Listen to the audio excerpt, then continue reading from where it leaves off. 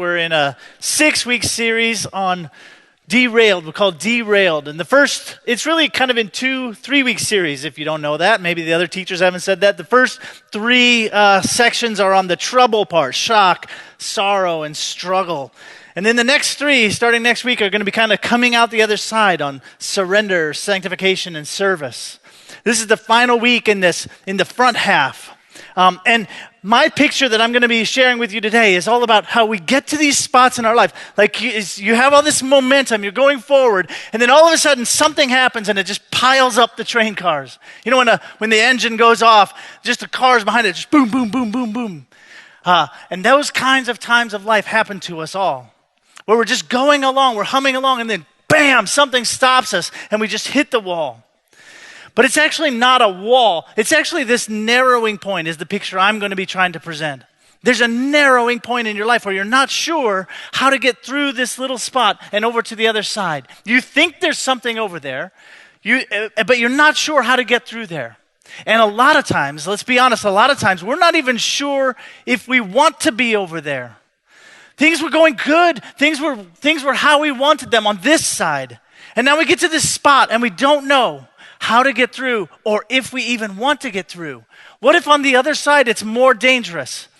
What if on the other side something is expected of me that I don't want to give? What if on the other side there's just a loss and a vacancy of someone that I loved? I don't want to be over there. I don't want to go over there.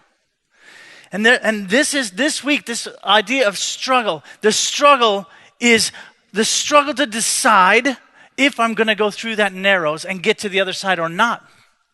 And then the struggle to work my way through that narrows. But let's just be honest. We all the time come up to these places where we don't know if we want to go or not. We don't know if it's worth it. We don't know if God's on the other side and if he's good and if he's waiting for us. We don't know if we want to accept the responsibility over there. That's the picture I want you to be thinking of all day. I'm going along, there's this world over here, and I hit this narrow spot, and the train cars pile up. And now I'm sitting there and I have choices. I can choose to just sit there forever. This is it. I'm done. This is where I liked this space over here. I'm just going to stay where I was. I can choose to just back out and go somewhere else, like game over on this. I'm going to pursue something else. Or I can choose to push through and say, the direction I was going is where I should go. And there's something good on the other side and I'm going to trust it. You probably know Jacob and Esau. Jacob and Esau were twin brothers, and they were the sons of Isaac, who was the son of Abraham. So we have Abraham, Isaac, and Jacob, always referred to in the Bible. But Jacob is actually Jacob and Esau. He's a twin brother. And Jacob and Esau, the twins, the Bible talks about how they were fighting in the womb. They were at each other from the beginning. That sounds super uncomfortable. I have lots of pregnant women in my office, and I just don't want to think about twins fighting in the womb. That's not good. So Jacob and Esau fighting in the womb, and they're born, and they turn out they're just very different people. Very different people. Jacob is this indoor kid. He's mom's kid. You know the commercial that's running right now? No one likes indoor kids. I mean, Jacob's the indoor kid. And Esau is the outdoor kid. He's dad's kid, and he's always out hunting and fishing and doing big manly outdoor things, right? And they just don't get along. Now, late in Isaac's life, their dad, we get this story where Jacob and his mom concoct this plan that sounds, as you read it on the face of it, just sounds impossible. How in the world did this work? But anyway, they duct tape beaver skins onto his arms, and he goes in there with this like beaver suit, and he says, "Hey, Dad, Isaac, I'm here to get the blessing." See, they were after stealing the blessing from Esau, who was born first. Jacob is stealing from Esau. Esau was born first. So they go in. Jacob goes in covered with these beaver skins and says, "Dad, I'm here to get the blessing. See, I'm your favorite son, the outdoors guy, the big tough guy. Feel my arms." And Isaac feels his arms, and yeah, you are the one. So he gives him the blessing. There's a big deal in that culture. He steals the firstborn son blessing. And so he comes out of there, and his brother says, "I'm going to kill you," but not in a way like brothers do, like, "I'm going to kill you." No, like, "I'm going to kill you." Like, here's the sword. Here's the arrow. You are dead. And you got to think of him as the outdoor kid, the kid that you could be fooled by your dad by taping beaver skins. I mean, he must have been ugly for one, but he must have been massive. You got to get in your head this picture of this guy who's like, I don't know, think of the toughest manly outdoor guy that you can think of. That's the guy that just said, I'm going to kill you. And so Jacob runs. He flees. He goes to a whole another country and starts a whole nother life. His brother is literally going to kill him, and so he runs. Now, the Bible talks about how he lives in this other land, and he actually is very, very successful there, and he gets lots and lots of stuff. He gets lots of wives and lots of servants and lots of livestock, and he has kids, and he becomes this kind of almost village unto himself. He becomes this small, tiny start of a nation. And then God comes to him and says, Jacob, it's time to go back home. And Jacob's like, wait a second. No. Look what's happening over here. Look how great everything's going. Look how my life is just being multiplied. And remember what's over there? Like the guy who wants to kill me. This big gorilla ape man guy with a sword who wants to kill me. I don't think so. I don't want to do that. But because God says it, he says, all right, I think I can do this. And he stiffens his upper lip and he moves. He starts this whole thing, this whole bunch of flocks and servants and kids and all. This is a huge thing that they start walking through town, walking through the wilderness, getting back home. But as he goes, he's getting closer and closer, and he's like, man, this is not cool. I mean, what's going to happen? What's over there? What's on the other side? God says go there, but I don't think so. I don't see how this is going to work out. And he just gets more and more nervous. And he finally reaches this spot where he's close enough that he's like, all right, we got to stop for a second. I'm at the Narrows. This is just not happening, right? And the Bible says that he prays. Then Jacob prayed, oh God of my father Abraham, God of my father Isaac, Lord, who said to me, go back to your country and to your relatives.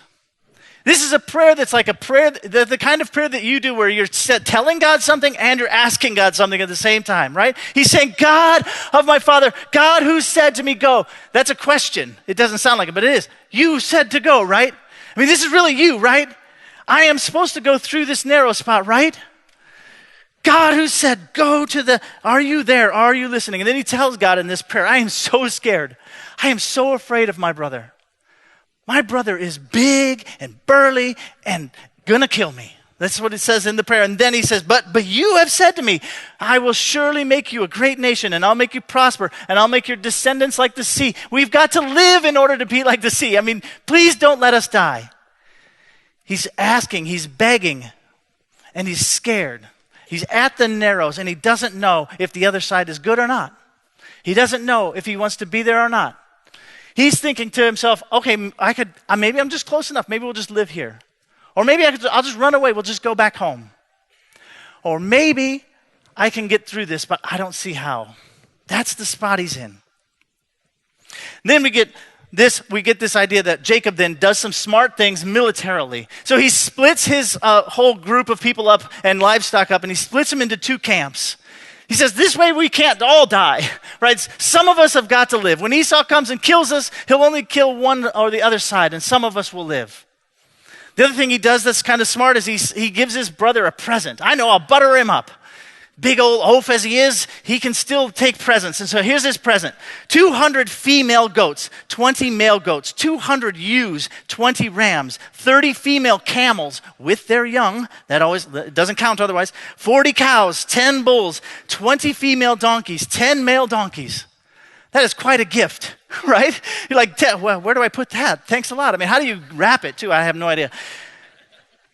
So he sends his brother this gift. See how scared he is? He's terrified. And now we get to this very interesting, this is where I'm heading. We get to this very interesting little tiny story at the end of this. So Jacob was left alone. Big, powerful words, aren't they? So Jacob was left alone. He was left alone to his thoughts, to his struggle, to his wrestling. And a man wrestled with him till daybreak. Hey, Bible, could you be more literal? I don't know. I don't get what you're trying to say to me. He wrestled with a man till daybreak. And when the man saw that he could not overpower him, he touched the socket of Jacob's hip so that his hip was wrenched, and he wrestled with the man. And then the man said, "Let me go, for it's daybreak." But Jacob replied, "I will not let you go unless you bless me." Then the man asked, "What's your name?" "Jacob," he answered. And the man said, "Your name will no longer be Jacob, but Israel, because you have struggled with God and humans and have overcome." So we get this very obvious story of Jacob wrestling with a man sent by God, a man who represents God. Jacob is wrestling with God. What's he wrestling about? Exactly what we said. Am I going to go forward? I'm terrified. I don't know if God is really sending me or not. Am I going to behave? Am I going to listen to God and do what I'm supposed to do, or am I going to go back home? I'm wrestling with God quite literally. But then the end of the story fascinates me because it says, the man says, "Your name is no longer Jacob, but Israel."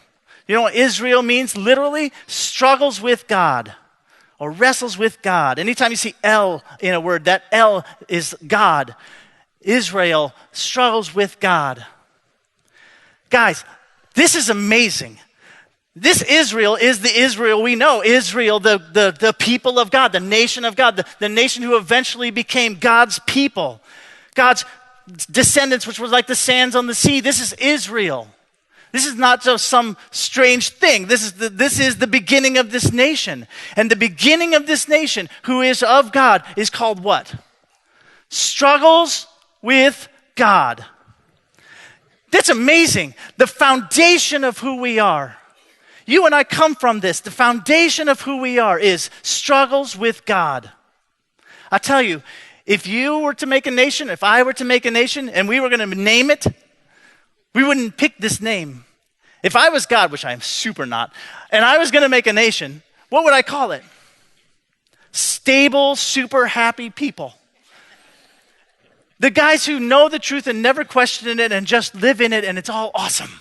I mean, I would come up with some name, like it would be a very long name, but I'd come up with some name like that. Or like Jesus and Peter, the rock. You know, like stable and awesome. That's not what God does. God says struggles with God. That's who you are. Now, you guys, we have talked all kinds of times about it's okay to question God. It's okay to ask questions. It's okay but it's not just okay. It is the foundation of who we are. The nation of Israel, the nation of struggles with God. Are you getting this? This should be who you are. And this is the thing. It's not who we are. Because when we struggle with God, we're just constantly feeling guilty about it. We're just constantly like, is this okay? Is this okay? I'm not supposed to do this, am I? It should be stable. I should be like whole. I should be just sitting on a plateau. I don't think I should be struggling. This isn't right. Is my luck going to accept me? Is my church going to accept me? Is my spouse going to accept me if I struggle? Well, yes, because the nation struggles with God. You should expect that.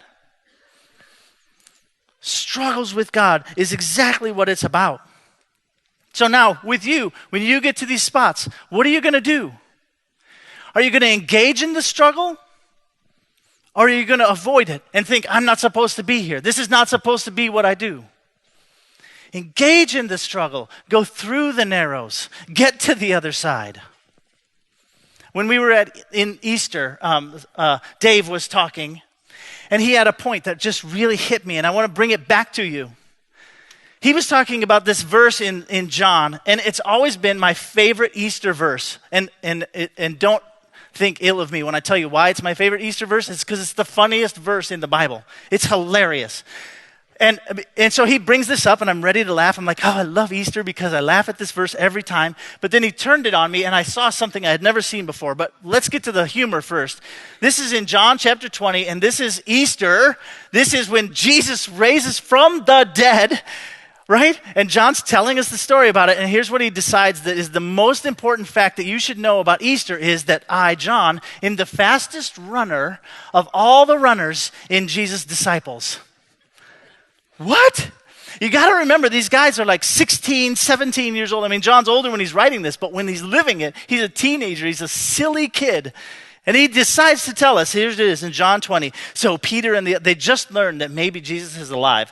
So Peter and the other disciples, another peculiarity about John is he never calls himself John or me. He says weird things like this one, the other disciple in this case. So Peter and the other disciple started for the tomb. Both were running. And let me tell you, they were both running as hard as they could. If Peter starts telling you he wasn't running hard, don't believe him, because both were running. It was on. What? Both were running, but the other disciple outran Peter and reached the tomb first. Chakang! Right? John, you are so funny. You are so crazy. It's silly. He bent over and looked at the strips of linen lying there, but did not go in. And then Simon Peter came along behind him, way behind. Like I bet I was a minute, 2 minutes ahead, something like that, probably. So Peter came along behind him and went straight into the tomb. I just love Easter for this verse. But here's what I learned this year. See, you never stop learning. Here's what I learned this year. John's telling us this not because he's the fastest runner that ever lived, which he is, but because he didn't go into the tomb. Let's look at it again.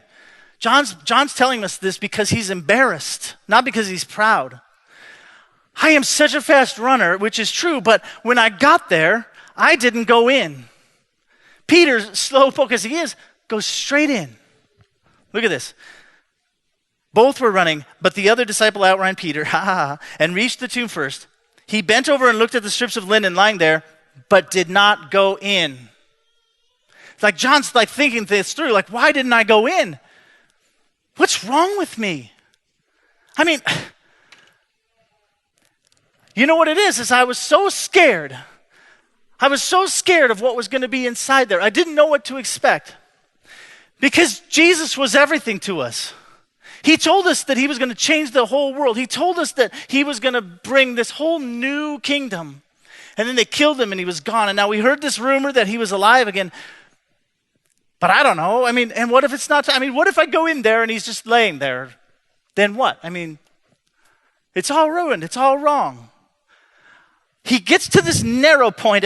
This little tomb's entrance point. He gets to this narrow point and he doesn't go in. And now he's writing about it years later saying, I didn't go in. I didn't do it. I couldn't take it. I couldn't push myself in. I didn't go in. And then Simon Peter came along and he went straight into the tomb. That's just like Peter, isn't it? Peter's just like that. He's just so giddy up and go. He's just so eager. But I think John's saying, I wish I was like that. I wish I was the kind of guy who would go in and ask the question.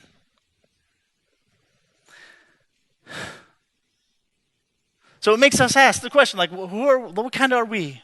When we get to these points, when the tomb looks black, when the door is unknown, when we don't know what's on the other side, when we don't know what's on the inside, John's saying, be more like Peter in this case. Go on in.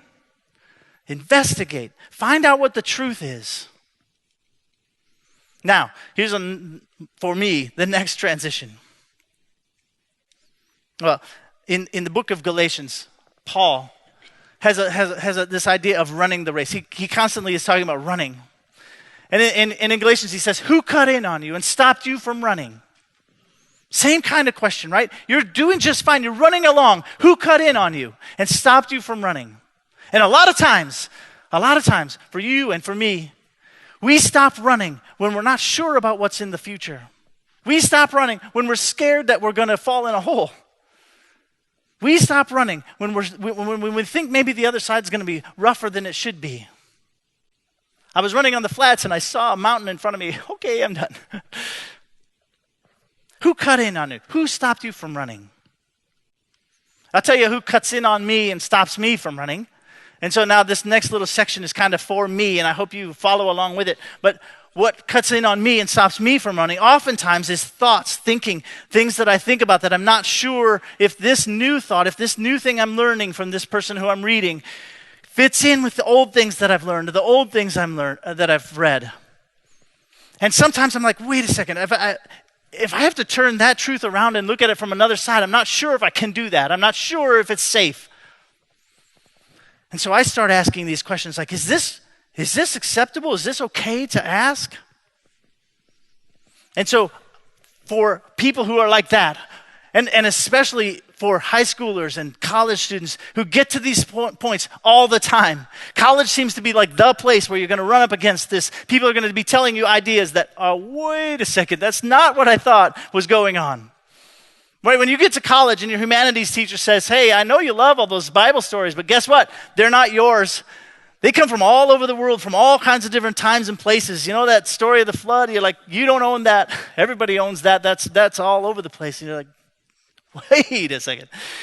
And when you get to your science classes in biology and they're like starting to tell you things that you're like, wait, what? And when you get to your ethics class and your ethics teacher is saying, hey, guess what? You know, you were told that the only way that you can have truth and goodness is if there's some standard by which you can set it against, and that standard being God. Well, guess what? There doesn't need to be that standard. I mean, there's all kinds of other ways to make standards. You don't have to have that. And you're like, yeah, what? Right? And when your classmates are saying, hey, you know all those morals that your parents taught you, they're arbitrary. They're just what your parents taught you. They got them from their grandparents. And you're like, wait. So you get to these points and you're just like, wait, what? And here's the temptation in college. Either just sit where you were. I'm just going to stay believing what I was believing before, okay? Just don't bug me. Or run, go somewhere else and say, okay, you're right. All that stuff that's all dumb. And here's what I'm challenging you to do. Go through. Go in. Ask the questions. Struggle with God. That's exactly who you're supposed to be. You're not supposed to be a person who just accepts it or runs. You're supposed to be a person who struggles, who asks, who goes in. It's tough. I'm telling you. I get to these points all the time where I just don't know if it's right on the other side or not.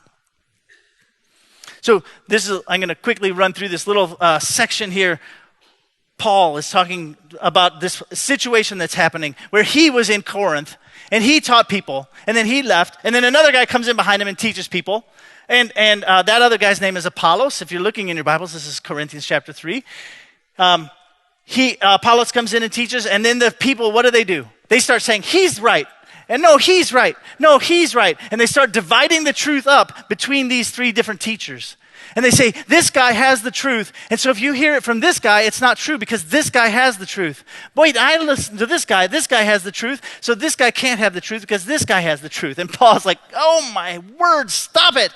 Stop it. If they have the truth, it's true. This is the message he starts to give him. If they have the truth, if they're saying the truth, it's true. Thomas Aquinas in the 1200s said something very similar. If there is truth, if you hear truth, it doesn't matter the source. If it's true, it came from the Spirit. What? Well, yeah, if it's true, then it's true. And God isn't scared of it if it's true.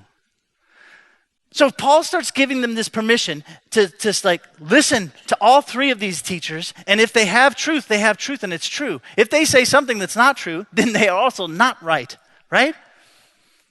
But then he goes even weirder. You're like, I guess so. I love it. P.S. My own son last week said, that section there, I had no idea what you were talking about. So I will be done with this section soon and we'll get back. But this is what thrills me. This is what invites me in. This is what invites me into the tunnel. And that's why I'm telling you this. Because I know I'm not supposed to be afraid of the truth. That's what I'm trying to tell you. I'm not supposed to be afraid of the truth. I'm supposed to ask for it and seek it out and struggle with it. So here's what Paul says at the end of this little section where he's talking about all this, where you got truth from. All things are yours. All things are yours. All truth is yours. Whether from Paul or from Apollos or from Cephas, which is Peter, the world or life or death or the present or the future, all are yours. And you are in Christ and Christ is in God. This is amazing, and here's why it's amazing. It's amazing because when he starts, he's talking about this one thing, about teachers, and then it seems like he turns this super sharp corner and says something completely different. If you can put up the slide where the Greek words are, it's like yellow type. And I don't expect you to learn Greek because I don't know Greek, but you got to see this in the Greek because it's so poetic. I didn't take outwards. This is all the words that are in this verse. Ete Paulo, whether it's from Paul. Ete Apollos, whether it's from Apollos. Ete Cephas, whether it's from Peter. Now check it out. Ete the cosmos. What? I think you're talking about something different now than you were before, right? Ete the cosmos.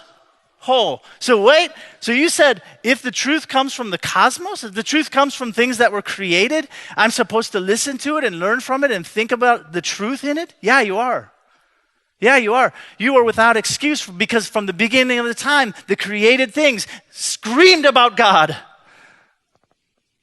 Yeah, you are. If the truth came from there, learn it. It's true. Ete the cosmos, ete zoe, whether it came from life. What? If it came from life?